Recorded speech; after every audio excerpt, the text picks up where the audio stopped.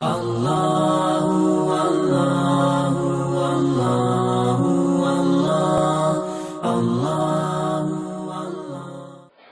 لله وكفى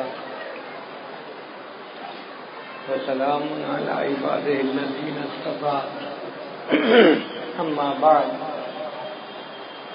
أعوذ بالله من الشيطان الرجيم بسم الله الرحمن الرحيم إن الصلاة تنهى عن الفحشاء والمنكر سبحان ربك رب العزة عما يصفون وسلام على المرسلين والحمد لله رب العالمين اللهم صل على سيدنا محمد وعلى آل سيدنا محمد وبارك وسلم إن الصلاة تنهى عن الفحشاء والمنكر بے شک نماز فحش کاموں سے اور برائی سے انسان کو روک دیتی ہے۔ دین کے 5 ارکان ہیں جن میں نماز سب سے اعلیٰ رکن ہے۔ نبی اسلام نے ارشاد فرمایا حبب الی من دنیاکم ثلاث، تمہاری اس دنیا میں مجھے 3 چیزیں بہت پیاری ہیں، ایک خوشبو، دوسرا نیک بیوی، اور تیسرا میری آنکھوں کی ٹھنڈک نماز میں ہے۔ تو نماز کو آنکھوں کی ٹھنڈک فرمایا۔ ایک حدیث پاک میں نبی صاحب نے فرمایا کہ الصلاۃ معراج المومن، نماز تو مومن کی معراج ہے۔ نبی علیہ السلام کو اللہ تعالیٰ نے جسمانی معراج عطا فرمائی تھی، مومن کو نماز پڑھنے سے روحانی معراج حاصل ہو جاتی ہے۔ جتنے باقی احکام ہیں اللہ تعالیٰ نے اسی دنیا میں بھیجے۔ نماز کے حکم کے لیے اللہ نے اپنے محبوب صلی اللہ علیہ وسلم کو عرش پر بلایا اور وہاں پر نماز کا تحفہ عطا فرمایا۔ شروع میں 50 نمازیں فرض تھیں۔ نبی علیہ السلام جب واپس آنے لگے تو بہت خوش تھے کہ میرے پروردگار نے مجھے تحفہ دیا، میں اپنی امت کے پاس اللہ کا تحفہ لے کر جاؤں گا۔ راستے میں ایک آسمان کے اوپر حضرت موسیٰ علیہ السلام انتظار میں تھے۔ پوچھا اے اللہ کے حبیب صلی اللہ علیہ وسلم، اللہ تعالیٰ نے آپ کو کوئی تحفہ دیا؟ فرمایا 50 نمازوں کا۔ تو انہوں نے کہا اے اللہ کے محبوب صلی اللہ علیہ وسلم، میری امت پر چند نمازیں فرض تھیں اور ان کے لیے وہ پڑھنی بھی مشکل ہو گئی تھی، 50 نمازیں تو بہت زیادہ ہیں، آپ اللہ تعالیٰ سے عرض کریں کہ اللہ اس کو کم کر دیں۔ تو نبی علیہ السلام پھر اوپر عرش پر تشریف لے گئے، اللہ تعالیٰ نے 5 نمازیں کم کر دیں، 45 ہو گئی ہیں۔ پھر دوبارہ موسیٰ علیہ السلام نے کہا کہ نبی علیہ السلام نے دوسری مرتبہ عرض کیا تو 40 ہو گئی۔ غرض 9 مرتبہ اوپر نیچے جانا ہوا اور 45 نمازیں معاف ہو گئیں اور 5 نمازیں رہ گئیں۔ پھر نبی علیہ السلام نے فرمایا موسیٰ علیہ السلام کو کہ اب مجھے اللہ کے سامنے جاتے ہوئے حیا آتی ہے، شرم آتی ہے، 5 نمازیں تو ہیں، میری امت 5 نمازیں پڑھ لے گی، مگر اللہ نے فرمایا کہ میرے محبوب صلی اللہ علیہ وسلم آپ کی امت 5 نمازیں پڑھے گی، ہم ان کے نام اعمال میں 50 نمازوں کا ثواب لکھیں گے۔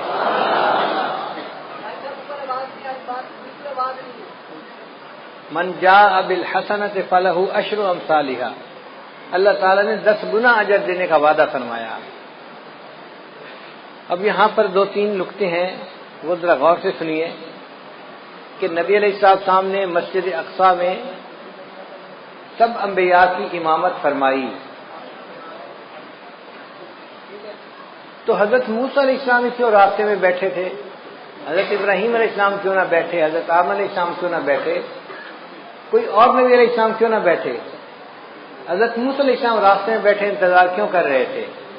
علماء نے جواب دیا کہ حضرت موسیٰ علیہ السلام کلیم اللہ تھے، وہ کوہ طور پہ جاتے تھے، اللہ تعالیٰ سے ہم کلامی کرتے تھے، ہم کلامی کرنے سے ان کے دل میں چاہت ہوئی کہ اے اللہ میں آپ کا دیدار کرنا چاہتا ہوں، رب ارنی انظر الیک۔ اب انہوں نے جب اللہ سے فریاد کی تو اللہ نے فرمایا میرے پیارے موسیٰ علیہ السلام دنیا میں تم زیارت نہیں کر سکتے، انک لن ترانی، نہیں دیکھ سکتے، بلکہ اللہ تعالیٰ نے کوطور پر تجلی ڈالی تو موسیٰ علیہ السلام بے ہوش ہو کر گر گئے، اور وہ تجلی بھی 70,000 پردوں میں سے تھی۔ تو موسیٰ علیہ السلام نے سوچا کہ میں تو اللہ تعالیٰ کا دیدار نہیں کر سکا، اب اللہ تعالیٰ نے معراج پر اپنے محبوب صلی اللہ علیہ وسلم کو بلایا ہے تو محبوب اللہ کا دیدار کر کے آئیں گے، میں راستے میں بیٹھتا ہوں تاکہ میں سب سے پہلے ان کا دیدار کروں جو اللہ کا دیدار کر کے آ رہے ہیں۔ دوسرا نقطہ کہ اللہ تعالیٰ چاہتے تو 50 کو پہلی دفعہ ہی 45 کر دیتے، چلو 5 رہ گئیں، 45 معاف۔ یہ 5 5 5 کر کے 9 دفعہ چکر لگانا، یہ کیا مسئلہ ہوا؟ علماء نے جواب دیا کہ اللہ تعالیٰ اگر چاہتے تو ایسا کر سکتے تھے، مگر اللہ تعالیٰ نے 5 5 نمازوں کو معاف اس لیے کیا کہ کل کو کہنے والے اعتراض نہ کریں کہ اللہ کے حبیب صلی اللہ علیہ وسلم کو معراج حاصل ہوا تھا، بس ایک دفعہ چلے گئے تھے۔ اللہ نے فرمایا نہیں، ایک دفعہ وہ عرش پر نہیں آئے، میرے محبوب جتنی مرتبہ چاہیں گے اتنی مرتبہ عرش کے اوپر آئیں گے۔ تو 9 مرتبہ نبی علیہ السلام عرش پر گئے اور اللہ نے 45 نمازوں کو معاف کر دیا اور باقی 5 نمازیں رہ گئیں۔ اب ایک تیسرا نقطہ بڑا مزے کا ہے کہ حضرت موسیٰ علیہ السلام نے کہا کہ اللہ کے حبیب صلی اللہ علیہ وسلم 50 نمازیں بہت زیادہ ہیں، آپ کم ہونے کی درخواست کریں۔ تو کیا حضرت موسیٰ علیہ السلام نبی علیہ السلام سے زیادہ ذہین تھے؟ خود نبی علیہ السلام کو خیال نہ آیا کہ کم کروا لینی چاہیے؟ تو علماء نے اس کا جواب دیا ہے، وجہ یہ تھی کہ نبی علیہ السلام اللہ کی تجلی سے حاصل کر چکے تھے، اللہ کا دیدار کر چکے تھے۔ اس دیدار کرنے کی وجہ سے نبی علیہ السلام پر اللہ کے عشق کے ایک غلبے کی کیفیت تھی۔ اس حال میں اللہ اگر 500 نمازوں کا حکم بھی فرما دیتے تو نبی علیہ السلام اس کو بھی قبول فرما لیتے۔ جب محبوب کا جلوہ ہوتا ہے پھر بندے کو پتہ نہیں چلتا، اور اس کی دلیل یہ ہے کہ یوسف علیہ السلام کا جلوہ ہوا تھا اور مصر کی عورتوں نے اپنے ہاتھوں کی انگلیاں کاٹ لی تھیں، ان کو پتہ ہی نہیں چلا تھا کیا کاٹ رہی ہیں۔ تو اگر عورتیں اپنے ہاتھوں کی انگلیاں کاٹ سکتی تھیں تو نبی علیہ السلام کو جب اللہ کا دیدار نصیب ہوا تو محبوب کا ذہن اس طرف گیا ہی نہیں کہ یہ زیادہ ہیں، محبوب نے فرمایا میرے رب نے جو فرمایا ہے میری امت اس کو پورا کرے گی۔ مگر موسیٰ علیہ السلام نے تو تجلی نہیں پائی تھی، تو اس لیے انہوں نے بات کو سمجھا کہ کم ہونی چاہیے۔ تو اللہ تعالیٰ نے ایک طریقے سے 50 کا حکم تو دیا مگر اس کو 5 کر دیا اور حکم فرمایا میرے محبوب آپ کی امت 5 نمازیں پڑھے گی، میں ان کے نام اعمال میں 50 نمازوں کا ثواب لکھوا دوں گا۔ اس نماز کا حکم ہر کسی کو ہے، ساری مخلوق کو ہے۔ اللہ کی شان دیکھیے، درخت جو ہیں وہ قیام کی حالت میں ہیں، جو چوپائے ہیں وہ رکوع کی حالت میں ہیں، جو کیڑے مکوڑے ہیں وہ سجدے کی حالت میں ہیں، اور جو پہاڑ ہیں وہ قعدے کی حالت میں، تحیات کی حالت میں ہیں۔ کل قد علم الصلاۃ وتسبیحہ، اللہ فرماتے ہیں ہر کسی کو اپنی نماز کا پتہ ہے کہ کیسے ادا کرنی ہے، مگر ساری مخلوق ایک ایک رکن ادا کر رہی ہے۔ انسان کو اللہ نے یہ شان عطا فرمائی، وہ تمام ارکان کا مجموعہ پوری نماز ادا کرتا ہے۔ حدیث پاک میں آتا ہے عرش پہ فرشتے ہیں وہ بھی نماز ادا کرتے ہیں، جو قیام میں ہے وہ ساری زندگی قیام میں رہے گا، رکوع نہیں کر سکے گا، جو رکوع میں ہے ساری زندگی رکوع میں رہے گا، سجدے میں نہیں جائے گا، جو سجدے میں ہے ساری زندگی سجدے میں رہے گا، اتحیات میں نہیں جائے گا، جو اتحیات میں ہے ساری زندگی اتحیات میں۔ تو فرشتے ایک ایک رکن پر عمل کرتے ہیں، اور اللہ نے انسان کو یہ شان عطا فرمائی، ان تمام ارکان کا مجموعہ پوری نماز تکبیر اولیٰ سے لے کے سلام پھیرنے تک انسان کو عطا فرما دی۔ اور اس نماز کا حکم بچے کو بچپن سے دے دیا جاتا ہے۔ آپ حیران ہوں گے کہ جی بچپن سے کیسے دے دیا جاتا ہے؟ بھئی دیکھیں جب بچہ پیدا ہوتا ہے تو ایک کان میں اذان اور دوسرے میں اقامت۔ تو اذان میں کیا کہتے ہیں؟ حی علی الصلاۃ، حی علی الفلاح۔ تو نماز کے لیے بلایا نا بچے کو، تو اذان دینے کے کئی فوائد ہیں۔ ایک تو اللہ کا نام اس کے دماغ میں پہنچایا، بچے کے دماغ میں، دوسرا اس کو نماز کا حکم بھی فرمایا، اور تیسرا اس کو یہ بھی بتا دیا کہ اے بچے تیری زندگی کی اذان بھی ہو چکی، اقامت بھی ہو چکی، اب جب نماز پڑھنے میں تھوڑا سا وقت باقی ہوتا ہے اتنا تیری زندگی ہے، اس زندگی کو تو گزارے گا تو تیری نماز جنازہ کھڑی ہو جائے گی۔ اور حکم نماز اس کا بھی جو ہے نا وہ صراحت ہے. دیکھیے اللہ تعالیٰ نے حضرت عیسیٰ علیہ السلام کو فرمایا تھا کہ آپ اپنی والدہ کی گواہی دیں. تو عیسیٰ علیہ السلام نے کہا تھا انی عبد اللہ آتانی الکتاب وجعلنی نبیا وجعلنی مبارکا اینما کنت واوصانی بالصلاۃ والزکاۃ. تو دیکھو بچہ ہے کہہ رہا ہے کہ اللہ نے مجھے حکم دیا نماز کا. تو بچپن میں ہی گویا نماز کا حکم مل جاتا ہے بچے کو. پڑھنی تو ہوتی ہے جب وہ بالغ ہوگا, فرض اس وقت ہوگی, حکم پہلے سے دے دیا جاتا ہے اس کی اہمیت کی وجہ سے. یہ نماز اتنی اہم ہے. یہ ایسے ہی ہے, بچہ چھوٹا ہوتا ہے, ماں باپ بچپن میں کہہ دیتے ہیں بیٹا ہم نے تجھے حافظ بنانا ہے, ہم نے تجھے عالم بنانا ہے, تجھے انجینئر بنانا ہے, ڈاکٹر بنانا ہے, ہم نے تجھے پائلٹ بنانا ہے. اب وہ چھوٹا سا بچہ ہے لیکن پائلٹ بننے کے لیے اس کو اسی وقت سے کہنا شروع کر دیتے ہیں اہمیت کی وجہ سے. اسی طرح نماز کے لیے بچپن میں کہہ دیا گیا, اگرچہ نماز فرض تو ہونی تھی جب اس نے جوان ہونا تھا.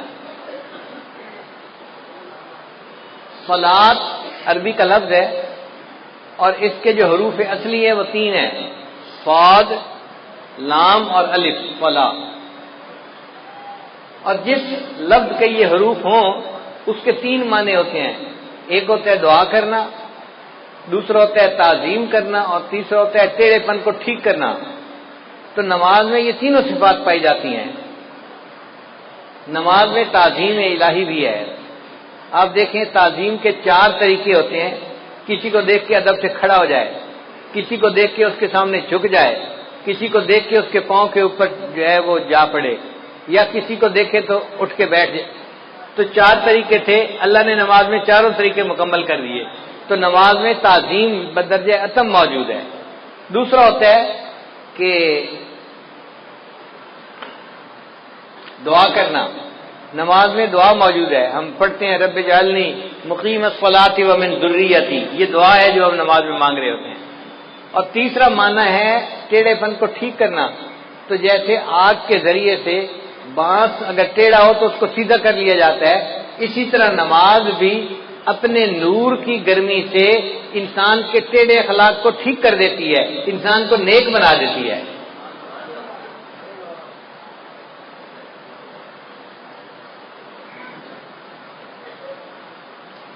اب ایک نقطہ اور بھی ہے کہ 5 نمازیں اللہ نے کیوں بنائی؟ 7 بن جاتی, 3 بن جاتی, 10 بن جاتی, 5 کیوں؟ علماء نے اس کا خوبصورت جواب دیا. وہ فرماتے ہیں کہ اللہ تعالیٰ نے ہر انسان کو 5 حواس عطا فرمائے ہیں, 5 جن کو حواس خمسہ کہتے ہیں. چھوٹے بچے سکولوں میں پڑھتے بھی ہیں. وہ 5 حواس کون سے ہیں؟ دیکھنا, سننا, سونگھنا, چھونا اور چکھنا. یہ 5 حواس ہیں جو اللہ نے ہر بندے کو عطا فرمائے ہیں. اور 5 حواس پر شکریہ ادا کرنے کے بدلے اللہ نے ان پر 5 نمازیں فرض فرما دی. جو 5 نمازیں پڑھتا ہے وہ گویا 5 حواس کا شکریہ ادا کر رہا ہوتا ہے اللہ کا.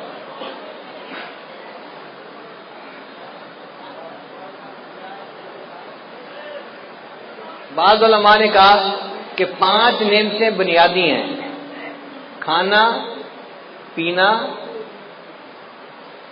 کپڑا, مکان, بیوی. اب یہ ہر بندے کو ان کی ضرورت ہوتی ہے. تو اللہ نے 5 نمازیں اس لیے فرض ادا فرمائی کہ میرے بندے 5 نمازیں پڑھنے سے تم 5 نعمتوں کا شکر ادا کرنے والے بن جاؤ گے.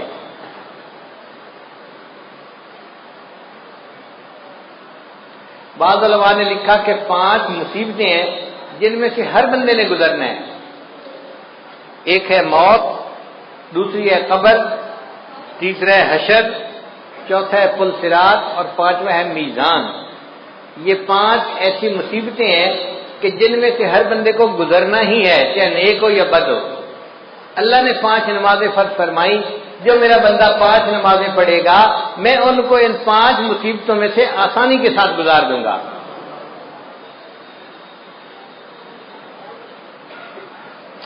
اب سوال پیدا ہوتا ہے کہ اللہ تعالیٰ نے فجر کے وقت نماز کو فرض فرمائی. تو علماء نے جواب دیا کہ حضرت آدم علیہ السلام کو اللہ نے رات کے وقت اتارا تھا زمین پر. تو وہ بڑا اللہ کے سامنے روئے, دعائیں مانگی. جب صبح کی روشنی ہوئی تو انہوں نے شکرانے کی نماز پڑھی. تو حضرت آدم علیہ السلام کے شکرانے کی نماز کی وجہ سے اللہ نے امت کو فجر کی نماز عطا فرمائی کہ تم بھی اپنے جو ہے والد اکبر کی طرح سے اپنے جو ہے اعمال کا شکریہ ادا کرنے والے بن جاؤ گے۔ پھر دوسرا، جنت میں جو اللہ تعالیٰ کا دیدار ہوگا وہ صبح کا وقت ہوگا، جیسے طلوع ہونے سے پہلے کا وقت ہوتا ہے نا، اس طرح کا وقت ہوگا۔ تو اللہ تعالیٰ نے فرمایا میرے بندو تم دنیا میں فجر کی نماز پڑھو گے تو اس کے بدلے تمہیں میں جنت میں اپنا دیدار عطا فرما دوں گا۔ پھر حضرت یوسف علیہ السلام نے بھی شکرانے کے نوافل پڑھے تھے۔ بھائیوں نے جب ان کو کنویں میں ڈال دیا تھا تو کنواں تھا اور یوسف علیہ السلام بچے تھے، اب کنویں کی تنہائی بھی تھی، اوپر سے رات کا اندھیرا بھی آ گیا، تو یوسف علیہ السلام بڑے غمزدہ تھے۔ ایک تو بھائیوں نے زیادتی کی اور دوسرا تنہائی تھی اور اندھیرا تھا، اور وہ سمجھ رہے تھے کہ شاید اب مجھے باقی زندگی اندھیرے میں ہی گزارنی پڑے گی۔ جب تہجد کا وقت ہوا تو یوسف علیہ السلام بڑے پریشان تھے۔ حدیث پاک میں آتا ہے انہوں نے اس وقت دعا مانگی، اے اللہ میری پریشانی کو بھی دور کر دے اور جو بھی پریشان بندہ ہے دنیا میں اس کی بھی پریشانی کو دور کر دے۔ اللہ تعالیٰ نے یوسف علیہ السلام کی دعا کو ایسے قبول کیا کہ وہ رات کا ایسا وقت ہوتا ہے ہر پریشان بندے کی پریشانی ختم ہو جاتی ہے۔ آپ دیکھیں کوئی بندہ فوت ہو گیا، گھر کے سارے لوگ پریشان ہیں، سارا دن روئیں گے، رات بھر روتے رہیں گے، آپ دیکھیں گے تہجد کے وقت ان کو بھی نیند آ جائے گی، وہ بھی پرسکون ہو جائیں گے۔ کسی بندے کی بیماری ہو تو آپ دیکھیں کہ تہجد کے وقت ہسپتال میں مریضوں کی حالت پرسکون ہو جاتی ہے۔ تو ہر بندے کی پریشانی تہجد کے وقت میں اللہ کم کر دیتے ہیں۔ یہ یوسف علیہ السلام کی دعا قبول ہوئی، اللہ نے ہر پریشان کی پریشانی کو دور فرما دیا۔ پھر جب صبح کی روشنی ہونے لگی، طلوع ہونے کا وقت ہوا، تو یوسف علیہ السلام نے شکرانے کے نفل پڑے تھے کہ چلو اندھیرے سے تو جان چھوٹی، مجھے پتہ تو چلا نا کہ یہ روشنی کا وقت آ گیا ہے۔ اب ان کے اس شکریہ کے نماز پڑھنے کو اللہ تعالیٰ نے امت مسلمہ کے لیے بھی پسند فرمایا کہ تم بھی یوسف علیہ السلام کی طرح اس وقت اگر فجر کی نماز پڑھو گے تم بھی اللہ کی نعمتوں کا شکر ادا کرنے والے بن جاؤ گے۔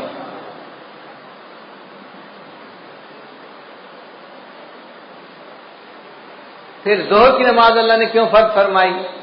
اس لیے کہ ظہر کے بعد سورج ڈھلتا ہے، تو مومن کو اللہ نے سبق دیا، دیکھو چڑھتے سورج کی ہر کوئی پرستش کرتا ہے، لیکن جب سورج ڈھلنے لگ جائے تم اپنے رب کی عبادت کرو۔ ہم چڑھنے اور اترنے والوں کی پرورش نہیں کرتے، ہم اپنے رب کی پرورش کرتے ہیں۔ ہم سورج اور چاند کی پرورش کرنے والے نہیں، ہم اپنے پروردگار کی عبادت کرنے والے بندے ہیں۔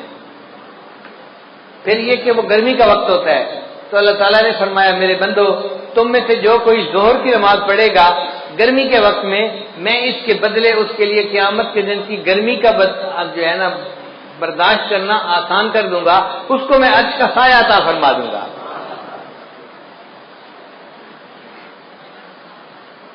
پھر عصر کا وقت وہ وقت ہے کہ جب آدم علیہ السلام نے جنت میں گندم کا دانہ کھایا تھا، تو چونکہ ایک بھول ہو گئی تھی تو اللہ تعالیٰ نے اس وقت نماز کو فرض فرما دیا کہ بندو تم بھی نماز پڑھو، تمہارے جد امجد سے بھول ہو گئی تھی، میں نے اس کو معاف کر دیا تھا، اب تم عصر کی نماز پڑھو گے، تم سے زندگی میں جو کوئی بھول چوک ہوگی میں اس کو بھی معاف فرما دوں گا۔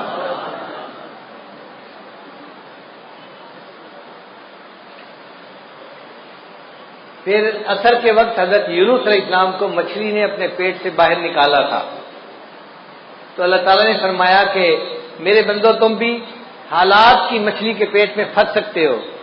مثال کے طور پہ کوئی قرضے کے اندر پھنسا ہوا ہے، ادا نہیں ہو رہا، کسی کا کاروبار بند ہے، چلتا نہیں، کوئی بیماری کی مصیبت میں پھنسا ہوا ہے، بیماری دور نہیں ہوتی، کوئی بچی گھر بیٹھی ہے، رشتہ نہیں آتا، وہ حالات کی مچھلی کے پیٹ میں پھنسی ہوئی ہے، اب اس مچھلی کے پیٹ سے کیسے نکلے؟ عصر کی نماز پڑھو گے اللہ تعالیٰ تمہیں ان مصیبتوں کی مچھلی کے پیٹ سے نکال دیں گے، مسئلوں کو حل کر دیں گے۔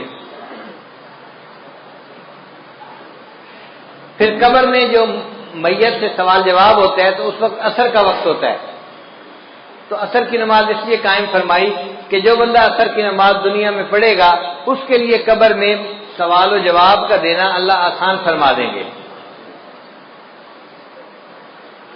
مغرب کی نماز اللہ نے کیوں فرض فرمائی؟ اس لیے کہ سارے دن میں جو غلطیاں ہوئیں، کوتاہیاں ہوئیں، اب یہ مغرب کی نماز پڑھے گا، اللہ پورے دن کے گناہوں کو اس کے بدلے معاف فرما دیں گے۔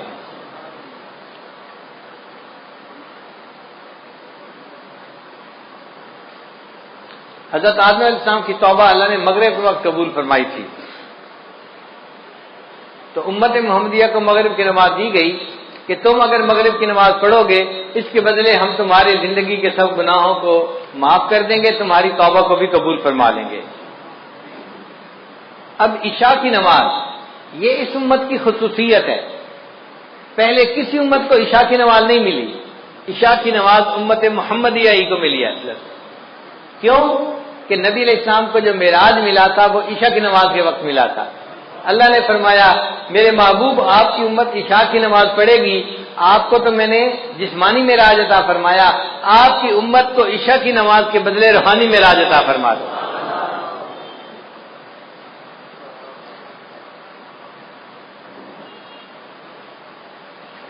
ایک سوال ذہن میں یہ پیدا ہوتا ہے کہ نماز میں رکعتیں 2 ہوتی ہیں، 3 ہوتی ہیں یا 4 ہوتی ہیں؟ فجر کی 2 رکعت فرض ہے، ظہر کی 4 رکعت فرض ہے، مغرب کی 3 رکعت فرض ہے، تو 2، 3 اور 4 رکعتیں، یہ رکعتوں کا سلسلہ اتنا ایسے کیوں ہے؟ 1 رکعت ہوتی، 2 رکعت ہوتی، کام ختم ہو جاتا، آخر 2 رکعت، 3 رکعت یا 4 رکعت میں کیا حکمت ہے؟ قرآن مجید کی آیت ہے اللہ نے فرشتوں کو بنایا جاعل الملائکۃ رسلا اولی اجنحۃ مثنی و ثلاث و رباع، اللہ نے فرشتوں کو پیدا کیا، بعض فرشتوں کے 2 پر ہیں، بعض کے 3 اور بعض کے 4۔ اللہ نے فرمایا کہ میرے محبوب صلی اللہ علیہ وسلم فرشتوں کو میں نے پرواز عطا کی 2 پروں سے، 3 پروں سے، 4 پروں سے۔ اب آپ کی امت نماز پڑھے گی، رکعتیں 2 ہوں گی، 3 ہوں گی، 4 ہوں گی، جیسے فرشتوں کو روحانی ترقی میں نے عطا فرمائی، آپ کی امت کو ان فرائض کی رکعتیں پڑھنے پر میں روحانی ترقی عطا فرما دوں گا۔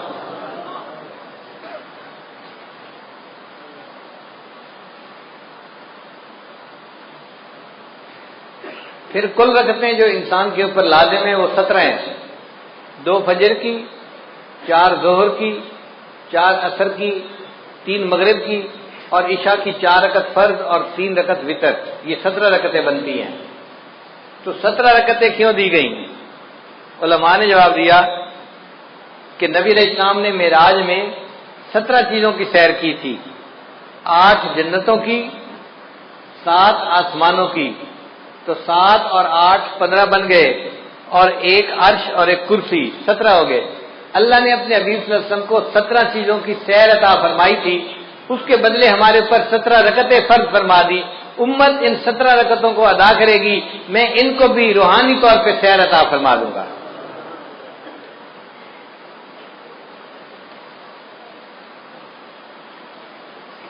نماز معراج کیوں ہے اور عبادت معراج کیوں نہ بنی؟ اس لیے کہ نماز میں مومن اپنا سر سجدے میں اتنا جھکاتا ہے کہ انتہا ہو جاتی ہے۔ اس لیے اگر کہیں گھاس والی جگہ ہو اور نماز پڑھنی پڑے تو بندہ اگر گھاس کے اوپر پیشانی لگا کے اٹھا لے تو سجدہ نہیں ہوتا، یا کوئی فوم کا گدا ہو اور بندہ اوپر پیشانی لگا کے اٹھا لے تو سجدہ ادا نہیں ہوتا۔ سجدے کے لیے ضروری ہے کہ اتنا سر جھکائے کہ نیچے سے زمین کی سختی محسوس ہونے لگ جائے۔ جب سختی نیچے سے محسوس ہوگی، اب سر نیچے جا ہی نہیں سکتا، تب سجدہ مکمل ہوگا۔ اللہ نے فرمایا میرے بندے تو نے سجدہ کرنے میں اپنے سر کو جھکانے کی انتہا کر دی، اس حالت میں میرے بندے میں نے تجھے اٹھانے کی انتہا کر دی، میں نے تجھے معراج عطا فرما دیا۔ اس لیے سجدے کی حالت میں مومن معراج کی حالت میں ہوتا ہے۔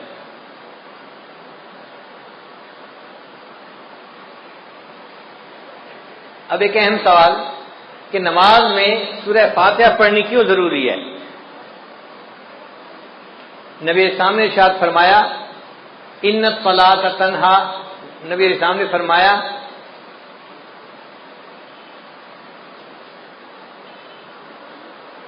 لا صلاۃ الا بفاتحۃ الکتاب، کہ سورہ فاتحہ پڑھے بغیر نماز نہیں ہوتی۔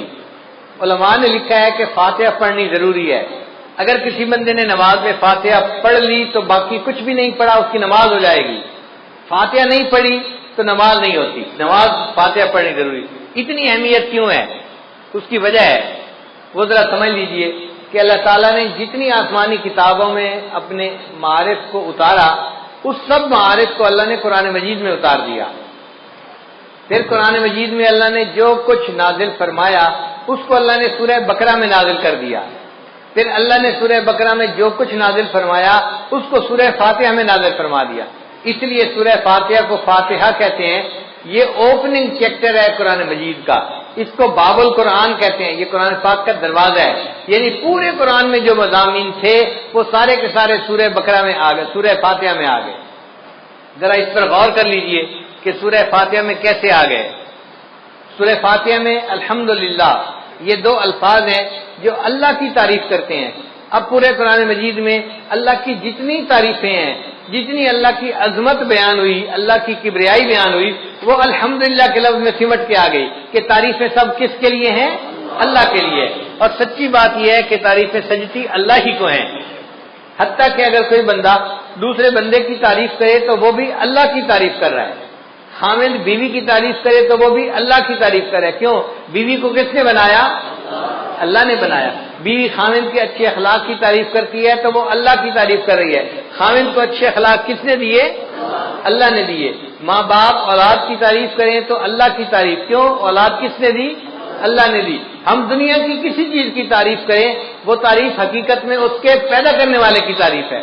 تو تعریف کا مالک حقدار حقیقت میں فقط اللہ ہی ہے. الحمدللہ ان الفاظ میں بندہ اقرار کرتا ہے اے اللہ تعریف اگر کسی کی ہو سکتی ہے تو وہ آپ ہی کی ذات ہے, آپ ہی کو تعریف سجتی ہے. تعریفوں کی انتہا ساری کی ساری آپ کے لیے ہے. اس لیے قیامت کے دن نبی السلام کے ہاتھوں میں جو جھنڈا ہوگا اس کا نام ہوگا لواء الحمد, حمد کا جھنڈا. اور نبی علیہ السلام کا نام اللہ نے رکھا احمد. احمد کا معنی وہ بندہ جس نے اللہ کی سب سے زیادہ دنیا میں تعریفیں کی ہوں. اور واقعی جتنی نبی علیہ السلام نے اللہ کی تعریفیں کی ہیں دنیا میں کسی اور نے اللہ کی اتنی تعریفیں نہیں کی.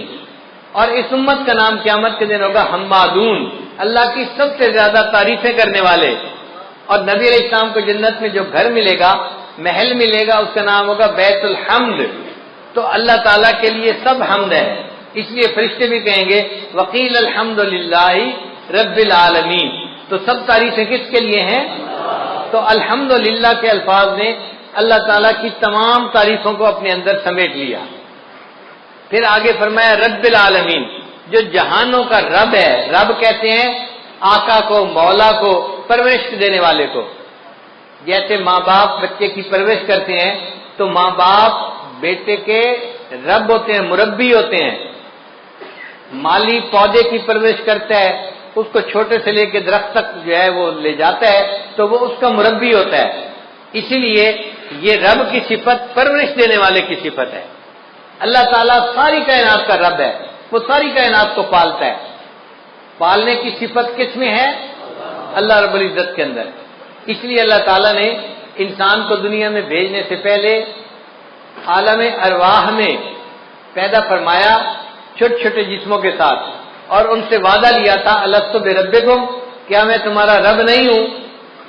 تو اس سوال کے جواب میں نبی علیہ السلام نے سب سے پہلے کہا تھا بلا, اے اللہ آپ ہی ہمارے پروردگار ہیں, رب ہیں. اور آپ کے جواب کو سن کر پھر ساری مخلوق نے اس جواب کو ریپیٹ کیا تھا اللہ آپ ہی ہمارے رب ہیں. اللہ نے فرمایا اچھا سب نے میرے ساتھ وعدہ تو کر لیا, مجھے رب سمجھتے ہو, میں تمہیں دنیا میں بھیجتا ہوں آزمانے کے لیے کہ دنیا میں جا کے تم کس کو رب مانتے ہو. چنانچہ آج لوگ سمجھتے ہیں ہم نوکری سے پل رہے ہیں, ہم فیکٹری سے پل رہے ہیں, ہم زراعت سے پل رہے ہیں, ہم کاروبار سے پل رہے ہیں. نہیں, ہم اللہ سے پل رہے ہیں, اللہ ہمیں پال رہا ہے, ہمیں کوئی اور چیز نہیں پال رہی. اسی لیے دعوت تبلیغ والے لوگ کہتے ہیں نا کہ بھائی ان اسباب کی نفی کرو. سچی بات ہے, جس طرح پہلے زمانے میں لات اور منات کی نفی کی جاتی تھی, اسی شد و مد کے ساتھ ان اسباب کی نفی کرنی چاہیے. اپنے دل کو سمجھانا چاہیے میں زراعت سے نہیں پل رہا, میں اپنی تجارت سے نہیں پل رہا, میں اپنی نوکری سے نہیں پل رہا, میں فیکٹری سے نہیں پل رہا. مجھے کون پال رہا ہے؟ میرا اللہ مجھے پال رہا ہے. رب ہمارا کون ہے؟ اللہ ہے, اللہ پالنے والا ہے. تو نظر اللہ پہ رکھیں, اسباب پہ نظر نہ رکھیں. تو نے پتھر میں کیڑے کو پالا, خشک مٹی سے سبزہ نکالا. یہ تیرا ہے جہاں, یہ زمیں آسماں اے خدایا کس نے تیری حقیقت کو پایا۔ ہمارے ایک دوست تھے ڈاکٹر صاحب، وہ کہتے ہیں کہ میں اپنے بچوں کو لے کے سوات سیر کے لیے گیا، ایک پتھر مجھے نظر آیا، ذرا پنک رنگ کا تھا، تو میری بیوی کہنے لگی ہمارے جو بیٹھک ہے نا اس میں پنک رنگ کی چیزیں ہیں اور یہ پتھر بالکل اسی رنگ کا ہے، اس پتھر کو اٹھا لو گھر میں جا کے رکھ دیں گے تو یہ ان سے میچ کر جائے گا، اور تو بیچاروں کو ہر وقت میچنگ کی پڑی ہوئی ہوتی ہے۔ چنانچہ وہ پتھر انہوں نے اٹھا لیا، وہ گول سا پتھر تھا، وہ کہتے ہیں کہ وہ پتھر 3 سال ہمارے گھر پڑا رہا ڈیکوریشن پیس کے طور پہ، جو آتا پتھر کو دیکھ کر بڑا خوش ہوتا، کتنا خوبصورت پتھر ہے اور بالکل رنگ میچ کر رہا ہے۔ کہنے لگے کہ 3 سال کے بعد ایک دن میری بیوی گھر کی صفائی کر رہی تھی، صفائی کرتے ہوئے اس نے جو پتھر کو اٹھایا کہ میں اس کو ذرا صاف کر دوں کپڑے سے، ہاتھ سے پتھر گرا اور نیچے گر کر ٹوٹ گیا۔ جب پتھر ٹوٹا تو وہ اندر سے خالی تھا، ہالو تھا۔ کہنے لگی کہ اس نے دیکھا اندر ایک کیڑا تھا اور اس نے چلنا شروع کر دیا۔ 3 سال وہ پتھر ہمارے گھر میں رہا اور اللہ نے اس بند پتھر کے اندر اس کیڑے کو پال کے دکھا دیا۔ تو جو پروردگار مخلوق کو رزق دیتا ہے، پالتا ہے، اس پروردگار ہی کے لیے تعریفیں ہیں۔ تو رب العالمین کے لفظ سے گویا ہم نے اتنی بڑی بات کو تسلیم کر لیا کہ ہمارا رب کون ہے، اور وہ ایک بندے کا رب نہیں ہے یا انسانوں کا رب نہیں ہے، وہ جہانوں کا رب ہے، جو مخلوق ہے جہاں بھی ہے سب کا رب وہی ہے۔ اسی لیے قرآن مجید کو الحمدللہ رب العالمین سے شروع کیا اور آخر پہ جا کے ختم کہاں کیا؟ قل اعوذ برب الناس ملک الناس۔ تو رب کے لفظ پہ جا کے قرآن مجید کو ختم بھی کیا۔ اور انسان جب دنیا سے جائے گا قبر میں تو فرشتے آ کے جو پہلا سوال پوچھیں گے وہ سوال ہوگا من ربک، تیرا رب کون ہے؟ تو دنیا میں کیا ایمان بنا کے آیا، کیا سیکھ کے آیا، بتا تیرا رب کون ہے؟ جو اللہ پہ توکل کرتا ہوگا وہ کہے گا رب ہی اللہ، میرا رب اللہ ہے۔ اور جس نے دنیا میں محنت کی ہوگی وہ کہے گا ہے ہاتھ لا ادری، مجھے نہیں پتا میرا رب کون ہے، پھر اس کی پٹائی ہوگی۔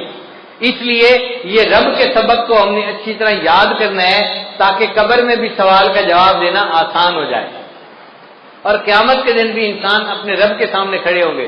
یوم یقوم الناس لرب العالمین، انسان اپنے رب کے سامنے کھڑے ہوں گے۔ تو رب العالمین کے لفظ نے اللہ کی ربوبیت کو کے مضمون کو اپنے اندر سمیٹ لیا۔ اب ربوبیت قاہرانہ بھی ہوتی ہے اور ربوبیت راحمانہ بھی ہوتی ہے۔ باپ بھی مربی ہوتا ہے مگر روب ہوتا ہے، جلال ہوتا ہے، تھپڑ بھی لگا دیتا ہے بچے کے، سختی کرتا ہے۔ اور ماں بھی جو ہے یہ ربوبیت ہوتی ہے، مربیانہ صفت ہوتی ہے مگر رحمت والی ہوتی ہے۔ ماں محبت سے بچے کی پرورش کرتی ہے۔ اب اللہ تعالیٰ اس کائنات کے رب ہیں تو ان کی ربوبیت کیسی ہے؟ فرمایا الرحمن الرحیم، رحمت والی ربوبیت ہے اللہ کی، وہ رحمت کی ربوبیت سے پوری کائنات کی پرورش فرما رہا ہے۔ اب رحمان اور رحیم 2 لفظ ہیں۔ رحمان کہتے ہیں اس ذات کو کہ جس کے پاس بے انتہا خزانے ہوں، اور رحیم کہتے ہیں کہ اس کے خزانے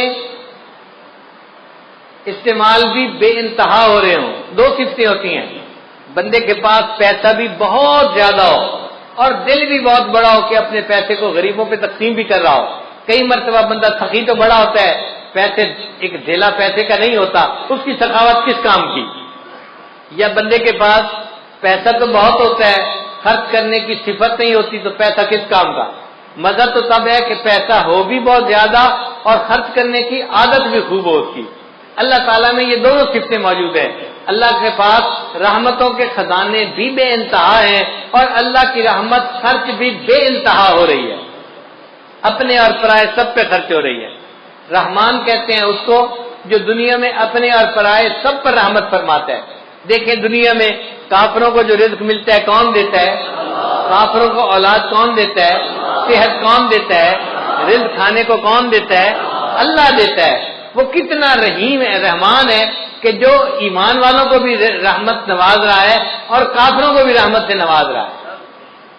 تو اپنے اور پرائے سب کو وہ ایمان والوں کو بھی دیتا ہے، وہ وفاداروں کو بھی دیتا ہے، وہ دنیا میں غداروں کو بھی دیتا ہے۔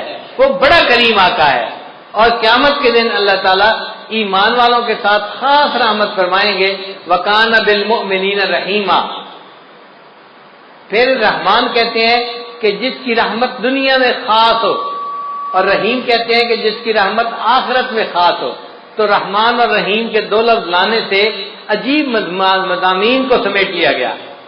اب پورے قرآن مجید میں رحمت کے جتنے مضامین ہیں وہ رحمان اور رحیم کے لفظ کے اندر سمٹ کے آ گئے.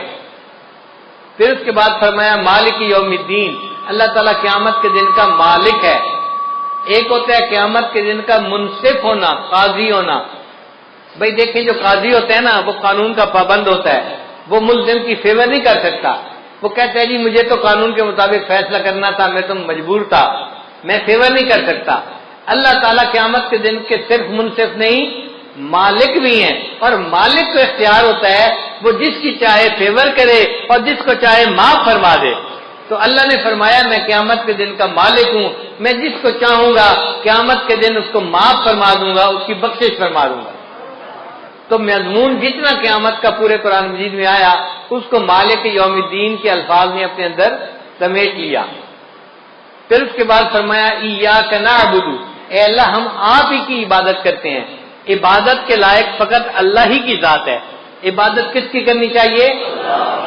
اب مشرک کیا کرتے ہیں؟ وہ کہتے ہیں ہم اللہ کی بھی عبادت کرتے ہیں. بھئی یہ بھی کا نقطہ نہیں چاہیے، ہم اللہ ہی کی عبادت کرتے ہیں.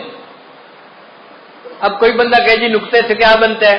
بھئی نقطے سے بہت فرق پڑتا ہے. آپ بتاؤ اگر کوئی بیوی کسی خاوند کو کہے میں آپ کی بھی بیوی ہوں تو اس کو نقطہ قبول ہوگا؟ خاوند کہے گا نہیں تم کہو میں آپ ہی کی بیوی ہوں. بھئی اگر خاوند یہ نقطہ برداشت نہیں کرتا تو رب تو اللہ تعالیٰ تو بڑی عظمت والا ہے، وہ بھی شرک کا نقطہ برداشت نہیں کرتا. وہ بھی کہتا ہے عبادت کرنی ہے تو کس کی کرنی ہے؟ فقط اللہ ہی کی کرنی ہے. ایاک نعبد.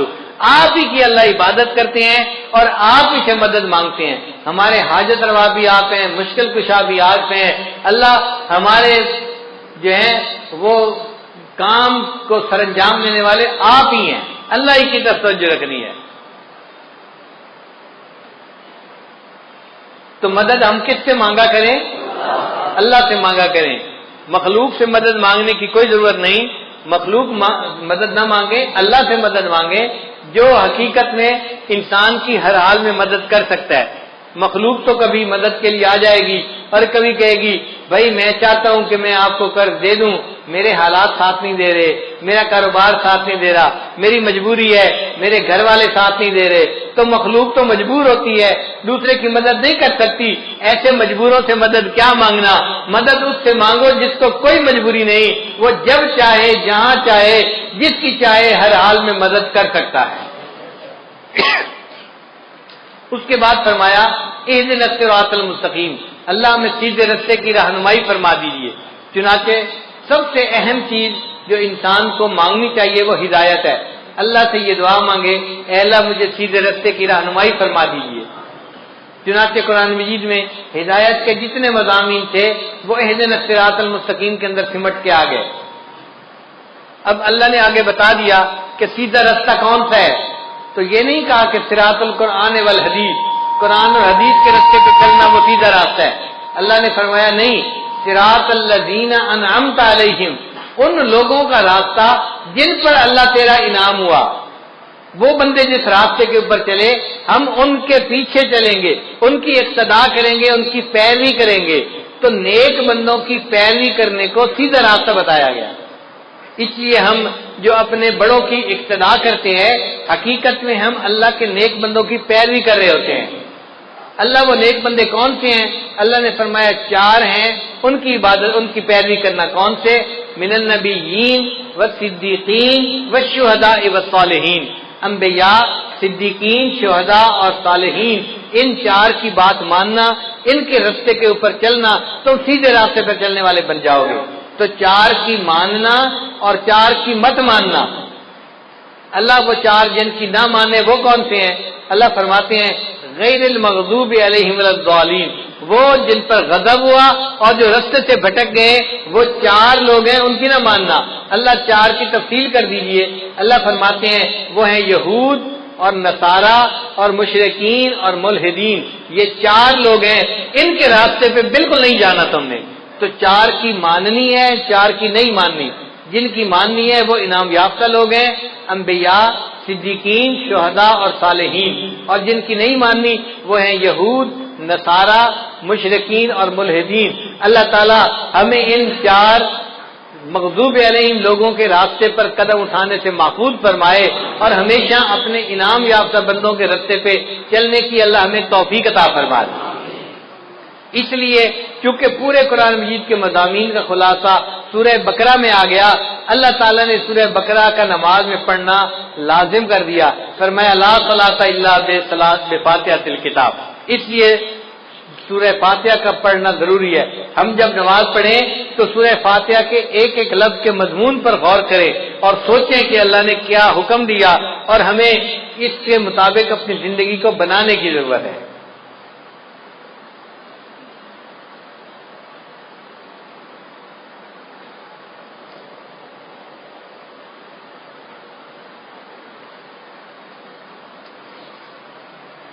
اب ایک اور نقطہ، آخر اللہ تعالیٰ کو نماز اتنی پسند کیوں ہے کہ نبی علیہ السلام نے فرمایا مومن اور کافر کے درمیان فرق کرنے والی چیز نماز ہے، اور جب بندہ نماز پڑھے گا اللہ تعالیٰ اس کے سارے دن کے کاموں کا ذمہ دار بنے گا، اللہ اس کے کاموں میں اس کی مدد کرے گا، اور اس کی اللہ تعالیٰ ہر حال میں جو ہے وہ پشت پناہی فرمائیں گے۔ تو نماز آخر اتنی پسند کیوں ہے، اللہ کیوں خوش ہوتے ہیں؟ علماء نے اس کا جواب دیا کہ جب مومن نماز پڑھتا ہے تو اس سے شکل جو ہوتی ہے نا وہ احمد کے لفظ کی بنتی ہے۔ قیام میں ہماری حالت الف کی مانند ہوتی ہے، رکوع میں ہماری حالت ہا کی مانند ہوتی ہے، اور سجدے میں ہماری حالت میم کی مانند ہوتی ہے، اور اتحیات میں ہماری حالت دال کی مانند ہوتی ہے۔ اب سب ارکان کو جمع کرو تو کون سا لفظ بنا؟ احمد کا لفظ بنا، اور احمد اللہ کے محبوب کا نام ہے۔ اللہ فرماتے ہیں میرے بندے تو نماز میری پڑھ رہا ہے لیکن تیرا جسم میرے محبوب کے نام کی شکل بنا رہا ہے، تو مجھے میرے محبوب کی یاد دلا رہا ہے، اس حال میں مجھے تیرے اوپر بھی پیار آ رہا ہے، تجھ سے بھی مجھے محبت ہو گئی۔ پھر سجدہ جو ہے نا یہ نماز کے اندر سب سے اہم پوزیشن ہے کہ بندہ اپنی پیشانی اللہ کے سجدہ فنا کی مانند ہے اور سجدے سے اٹھنا بقا کی مانند ہے۔ اس لیے سجدے کی بڑی اہمیت ہے۔ اس کی مثال یوں سمجھیں کہ جیسے کوئی کسی کے قدموں پہ جا پڑے منت سماجت کرتے ہوئے، بندہ اپنے پروردگار کے قدموں پہ جا پڑتا ہے، اس کے سامنے سر کو زمین پہ رکھ دیتا ہے، اے اللہ مجھ سے جو غلطیاں کوتاہیاں ہوئی تو مجھے معاف کر دے، میں نے تیرے سامنے اپنے سر کو جھکا دیا۔ اور یہ دنیا میں سجدہ کرنے کی سعادت جس کو نصیب ہوگی آخرت میں بھی وہی سجدہ کر سکے گا۔ قرآن مجید میں ہے اللہ تعالیٰ قیامت کے دن بندے کو کھڑا فرمائیں گے اور پھر ان کے سامنے ساق کی تجلی فرمائیں گے، یوم یکشف عن ساق، اور جب تجلی فرمائیں گے تو جو نمازی ہوں گے وہ سارے سجدے میں جا پڑیں گے، اور جو نماز نہیں پڑھتے ہوں گے ان کی کمر جو ہوگی نا وہ بالکل سیدھی ہو جائے گی، سخت ہو جائے گی، اور وہ سجدہ کر ہی نہیں سکیں گے، وہ سجدے سے محروم ہو جائیں گے۔ ہم دنیا میں غیب کے سجدے کرتے پھر رہے ہیں، دنیا میں غیب کا سجدہ ہے، محبوب سامنے تو نہیں ہے، مگر ایک وقت آنے والا ہے کہ ہمیں ایسا بھی سجدہ اللہ عطا فرمائیں گے کہ جب اللہ کا دیدار ہو رہا ہوگا، اس کی ساتھ کا دیدار ہوگا، اور اس وقت ہم شہود کا سجدہ کریں گے۔ وہ خوش نصیب لوگ ہوں گے جو شہود کا سجدہ کریں گے اور اللہ سے اس کی نعمتوں کو پانے والے بن جائیں گے۔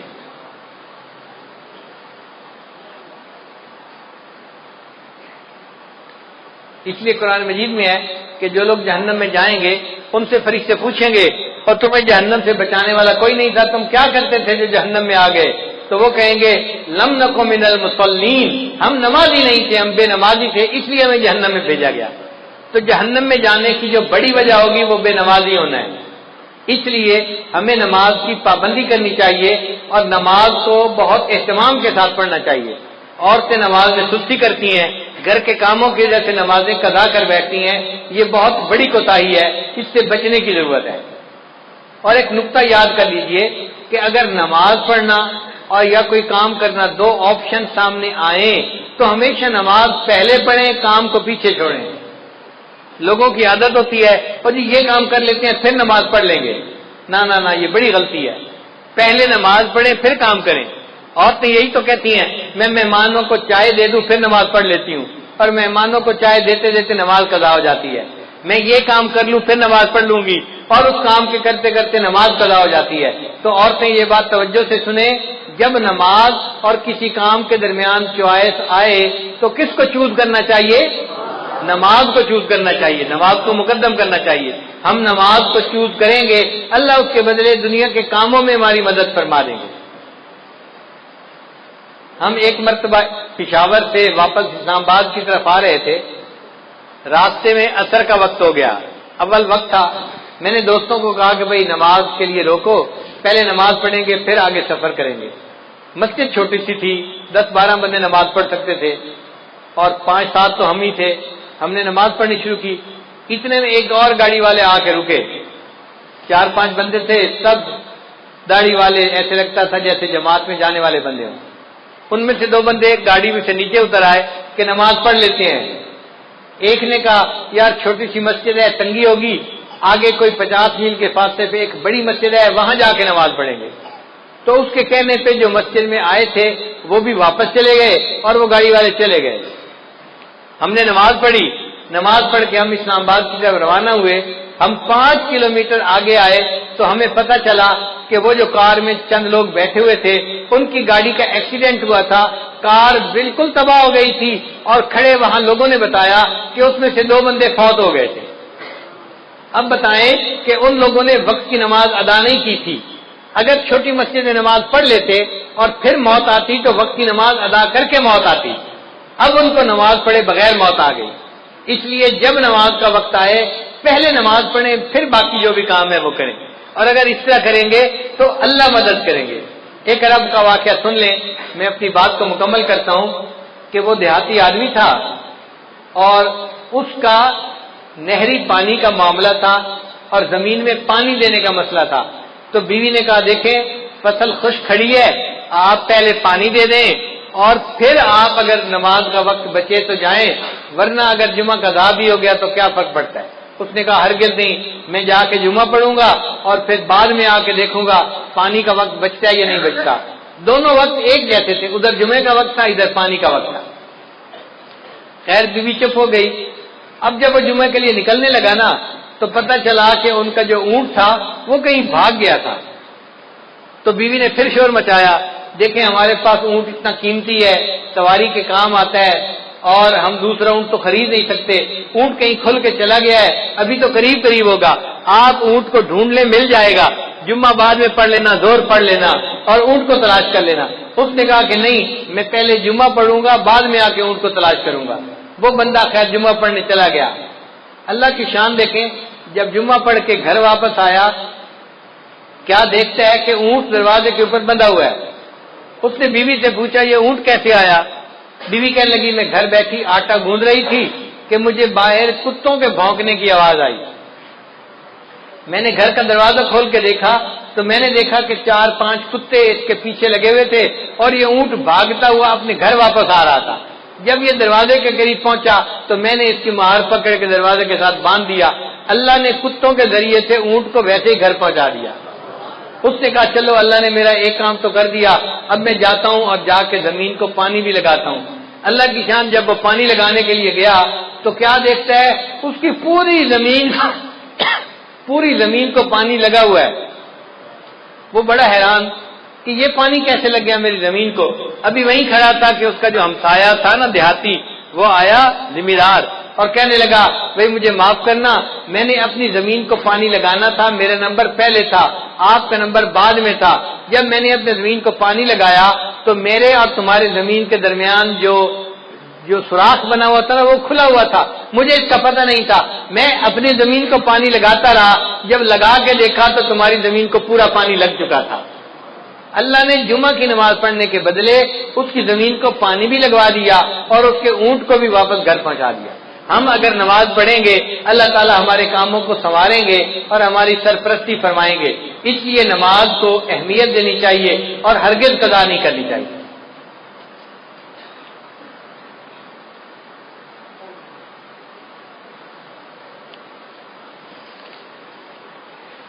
میری زندگی تو فراق ہے وہ ازل سے دل میں مکی سے ہی.